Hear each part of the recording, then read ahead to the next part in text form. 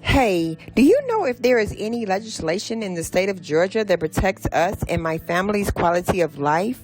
I believe State Representative Deborah Bazemore and Representative Roger Bruce know all about that. Let's find out what they have to say.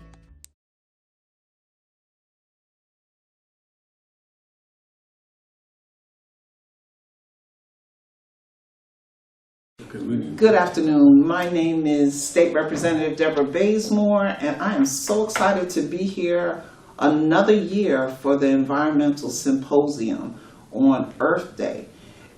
We know that Earth Day is a day to shine light on our environment and basically how we abuse it and how we can clean it up and how we can leave a better environment for our children and our children's children. And with me is... Hi, I'm State Representative Roger Bruce. I represent District 61, South Fulton County, Douglas County, and Cobb County. And I'm glad that I was asked to join this conversation. We all live in a world together, but I think sometimes we forget that we are partners in the preservation of this planet. And there are people that are doing some things that are destroying it, while others are trying to help it. Our air, our water, the land, and, all of the toxic things that are being put into the air. We're losing sight of the fact that the planet is changing, and it's changing because of the things that we're doing to it. So. I am in District 63, and I represent a portion of Fulton, Fayette, and Clayton counties. Today we're just going to talk a little bit about the different situations that have arisen down at the Capitol, on some of the committees, and just some of the things in our community. The first one that I can remember is the tire issue that we have. We know that there are people that should be disposing of the tires properly and in the correct place, but we know that a lot of times they will find a vacant lot. Or they're throwing it in the lakes. In the lakes. As you know, I like to fish. And there's a lot of times when, you're out, you're fishing, and you get hooked on a tire. And which is kind of sad, because, there are proper ways to dispose of your tires. And when you leave those tires in those piles, you not only, they rot and they pollute the air, but they also become the home for a whole lot of insects, rats, snakes, and rats, and other things that are not good for the environment. And I agree with you, because I can attest to that, because some years ago, the subdivision that was adjacent to my subdivision, there was a lot of dumping going on, and that's what happened. And when they started to clean it up, then those rodents tried to come over into our subdivision. So it just doesn't harm that one location. Right. It harms the surrounding locations and those that live there. Yeah. So it is a terrible situation. And so we are trying to pass laws and regulate it more, so that we don't have people thinking that they can just dump anywhere. And the tire issue, it's a big one. And there are areas over in South Fulton County where I've seen them pile these tires up. And I think it was maybe 2-3 years ago, they found human remains over in a pile of those things. And so we've got to clean it up, and we've got to be responsible. If you get rid of your tires, most of the car dealerships or the places that sell tires will dispose of the tires, well, hopefully properly, but they will at least take it from you. You buy a tire from them, they'll take the old tire and hopefully dispose of it properly. And we do know by law that they are to charge you a certain amount, I think it's $3 or whatever it is, to dispose of your tire when you purchase a new tire. However, what we found is that money was not going to educate and to make sure, enforce that the environment was safe, it was going in the general fund. So what happened was the South Metro Coalition got together and worked on this issue and had a Senate hearing during the summer and was making sure that everybody was aware and educated that there was an amendment, a referendum out there, and that they needed to vote yes in November. Right. And that's what they did. They voted. And so now those monies are going towards what they should have been going towards in the beginning. Okay. So we're happy about that. Good. And you had something to talk about with? There's a couple of things that the environment is being impacted by. Right now, we're going through this whole issue with this virus. And as a result of that, people are staying at home more than they were before. And as a result of that, there are fewer cars on the street, putting out the toxic fumes that come from automobiles. I saw a report the other day that spoke to how much better the environment is because of the reduction in people traveling. And I guess the question becomes, now that they have the vaccine, so the question becomes, are people going to go back to old habits, which were bad habits, or are there things that we can put in place, either legislatively or otherwise, to help keep that impact, that positive impact on the environment where it should be? I don't know. During this pandemic, we have learned how to reinvent ourselves. And a lot of that came with being on Zooms. And I think because it reduces the overhead for a lot of people in industry, I think that is going to be our new normal for a lot of people. And then you will see a reduction in the fumes from our cars, and because there's not going to be a need for people to travel as much.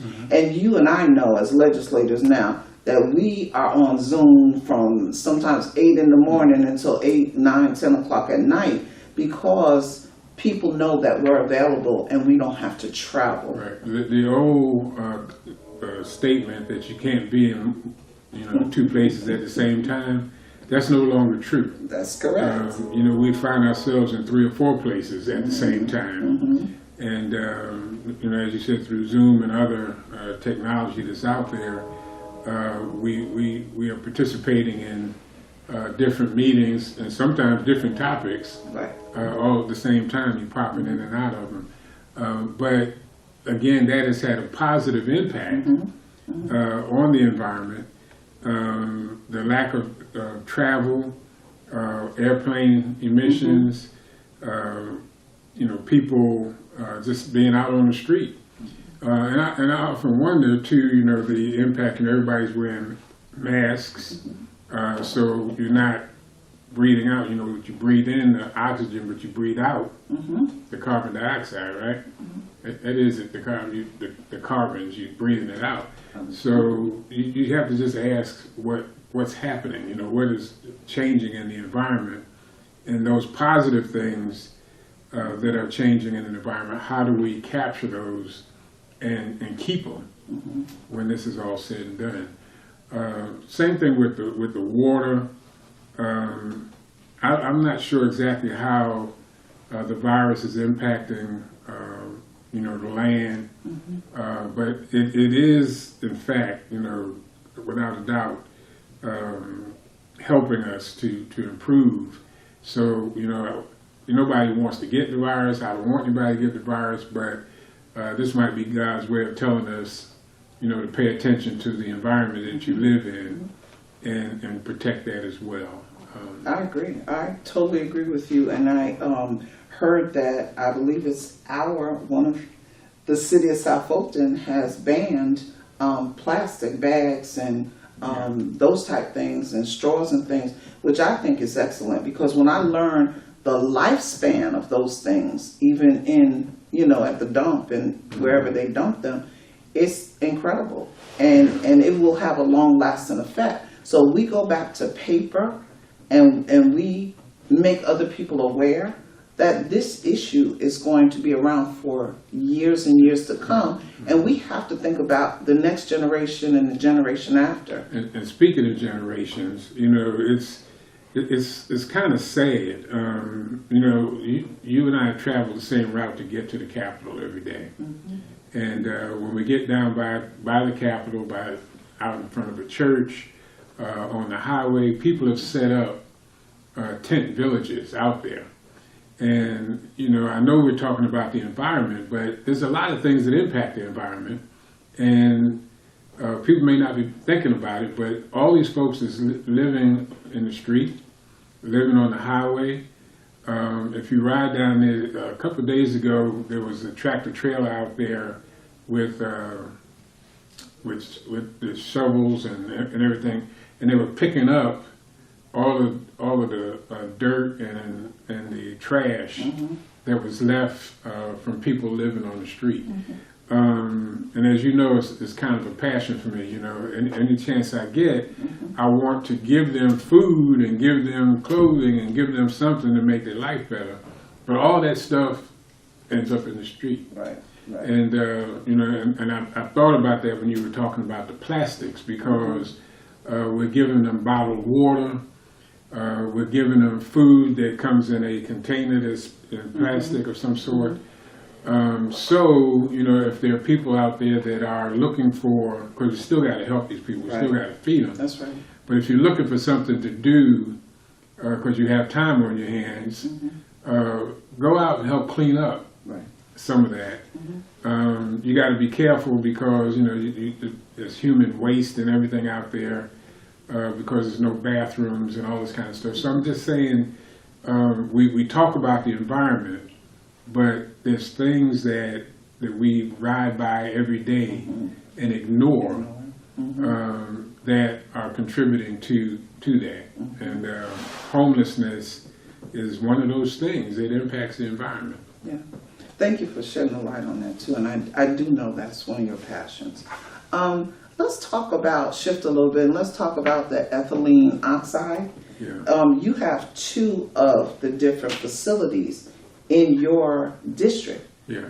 Talk about that a little bit. The irony is that these facilities, their primary product is to clean hospital materials, hospital equipment. And it's unfortunate because the mechanism that's used and the tools that are used to clean it and sanitize puts out a toxic odor, or whatever you want to call it, fumes in the air. And it was getting out of the building, and people were complaining about not feeling well and getting sick as a result of it. We did go to the one in my area over off Old National and had conversations with the owners of the property, and they have done some things to try to bring it under control. But if you're using old equipment and you're not up to date, so to speak, on the kinds of things that are going out in the air, then it creates a problem. And there was a location there, there's a location out in Cobb County as well. And I think it was another one somewhere on the south side, further south, not in my area, but I'm not sure. I don't remember those two. But you cannot, basically we're sanitizing the hospital, but we're killing people or making them sick. On the other end, and that's what I say. That's the irony of it, is that we're trying to keep people alive and healthy and safe by cleaning it, right? But the opposite effect is happening because of the way we're cleaning it. And I'm glad you did bring that up when we were talking about this. So I did speak with, an update is I did speak with the director, Richard Dunn of EPD, and what he told me was that one of the facilities was fined until they came up to standard. And what they have done, and I believe it's both facilities, is that they have had to put like a trap up at the top where the emission is coming from. And so because of that trap, it has reduced the hard emission like 90 some odd %. So they are satisfied at this juncture that it is, they're keeping our constituents safe, and that it's not going to be a problem. But it took a little while because these facilities, I don't believe that they are in the business to make that much money. They have not made that much money. So it took them a while to come up to steam. Like you said, they have old buildings sometimes, they have old equipment, so it takes a little while, but I'm glad that they corrected the problem at hand. Yeah, it's something else that's curious to me. You know that they've restarted all of these projects to travel in outer space and everything. And, you have to wonder, what is it that people know that we don't know? And, we're talking about private flights to the moon and to Mars. And do you plan on going? Well, not really, but they're advertising it. Yes, I heard. And a few years ago, if you remember, there was a bill passed to fund a spaceport. Yes. In South Georgia. Mm-hmm. And what I was trying to figure out was whether or not somebody out space has contacted somebody here and said, we're coming, so build us a place to land, or are there people here who know that that there are people here that know that we're destroying this planet, and we got to find somewhere else to go. Gotcha. So I'm just not sure what the reason is, but they passed that bill, as you remember, to create the spaceport. I don't know if they started working on it or not, but. And I'm glad you mentioned South Georgia because in intergovernmental coordination, and we have been discussing the coal ash issue. So that has become a huge issue, especially with the constituents down there. And those of us that are on that committee have done our best to help protect those citizens. We know Georgia Power is at the helm, and they are trying to remove the coal ash. But there are many variables that go into that. So just this past week, there was a bill, and they talked about how they will monitor the removal and the effects. So at this juncture, I think it was like for 50 years, which is a good thing because it was not that long, that time length initially. So it's a good thing. I just hope that whatever Georgia Power is doing it's going to be safe for those people that live near those ponds. Well, there's conversation, as you know, the coal ash, versus other forms of being able to provide heating and everything, but it's a challenge. People are saying that the other forms of providing heat are too expensive, and but we spend money on what we want. That's and my thought process is that your value statement can be really checked and monitored by how you spend your money. Exactly. And so we've got to start spending our money in a way that we recognize that this planet is it can be destroyed, and it is being destroyed. Yeah. And so we've got to change our thought process. Yeah. We've become too relaxed, and we want everything so convenient for us that we're not thinking about the repercussions on and as we're sitting here and we're talking about this, I'm feeling guilty because I'm drinking this water out of this plastic bottle. But what's the alternatives? We need to come up with some. There's got to be another way and there's got to be a way to use this plastic and to reuse it so that we're not just leaving it out to destroy the planet. Right. And I'm glad you brought up different ways to get energy, because we don't talk about solar panels a lot. Yeah. You know, and they make it difficult for everyday citizens to have solar panels on their homes and things. I know the church that I was going to, I mean, we were getting money back from the electric company because we put the solar panels all around the church. I thought I saw something the other day, some legislation that was proposed. I don't know if it's going to go anywhere. Hopefully it won't. It was really trying to restrict people from using solar panels. Did you see that? I did not see that, but that makes sense because you have people that are vested in us spending our money other ways. Right. And so if we use solar panels, then that would pretty much eliminate, us having to use it. There's a bill, and hopefully it won't go anywhere, but it's floating around to prevent people. Like if your whole subdivision decides, okay, the whole subdivision, we're going solar, right, that this will prevent you from doing that.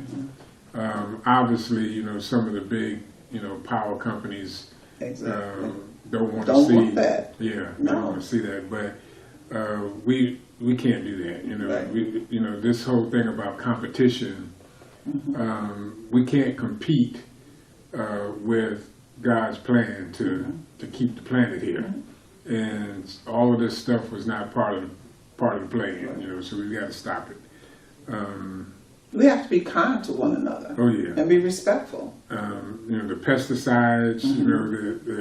We don't know what's being sprayed. You got the pesticides. You have toxic chemicals that are being put into the atmosphere through all kinds of sources. So we just, like you said, we've got to treat each other better, and we got to treat the planet better. Definitely. I'm sure you and most everyone remembers the Bishop Road landfill violation. I did talk about it. Is that still going on? So I did talk about it at the first environmental symposium. So I was just going to give a little update. So Mr. Bullock, he did recently go to court, and the judge ruled that in that portion of the violation that she would not move forward.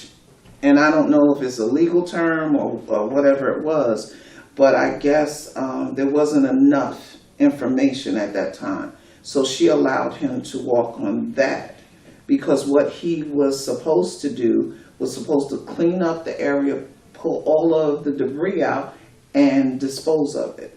I'm not sure as of this date if he has done that. However, he is still facing civil penalties. And those penalties from EPD, they were assessed in the amount of $1,085,550 because of his violation of the Georgia Comprehensive Solid Waste Act. So hopefully Georgia will see some of that money. That area was actually literally on fire. Is that correct? Literally underneath. So he had piled everything on top, and then it was it was smoldering underneath, and it was just constant. So do we know if the fire is out? So at the last hearing that I had gone to, and our chief of the fire department, he was there, and the lawyer for EPD, and the chief reported that the fire was out. Okay. So there was a plan, they executed the plan, and everybody was in agreement it was out. However, you had neighbors saying they still saw smoke. And so each time that I got the report, I called Mr. Dunn at EPD, and he sent someone out to look and to investigate. And the report I got back was that it was like the dew, early in the morning when you see that's what that was. But the fire was actually out. Okay. So we will stay on top of that and make sure that our constituents near that area are safe and that it is totally out, and that he does not decide to start up again Got it. his illegal activity. Is there anything else that you can think of that you want to talk about with regards? No, I think we've covered it. You know, again, you know, we have to be, you know, careful to protect each other, especially during this pandemic, but to also be cognizant to protect the environment, protect the planet. And I would hope, and I'm not sure if there's a mechanism in place already, but there needs to be something in place that is taking notes of all of the things that are happening because of this pandemic that have actually had a positive impact on the environment, and then look at what legislation we could put in place to keep those things going. Maintain that. Yeah.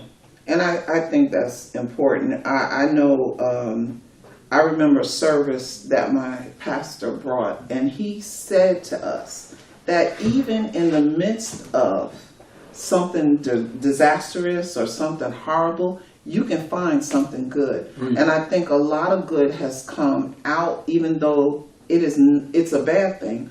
But we talk to each other more. I have learned more about my colleagues that I would never have learned before. We have unified in a way that is positive for Georgia and positive for our constituents, and working on these issues and many others. So I'm thankful in that way. All right. For that, and you know, I appreciate you. Yeah. I think you and I talk about 10 times a day, don't we? At least. My mentor and my friend. So I just want to thank everybody that participated last time in the Environmental Symposium, everybody that's participating this year, and we are going to continue to bring this to you and allow you to participate. Hopefully next year, it will be in person, and we can share and we can give out samples like it was the first time. So have a good Earth Day, and remember to be kind to your neighbor and be respectful. And to Thank you. And to the planet. And to the planet, of course. Thank you.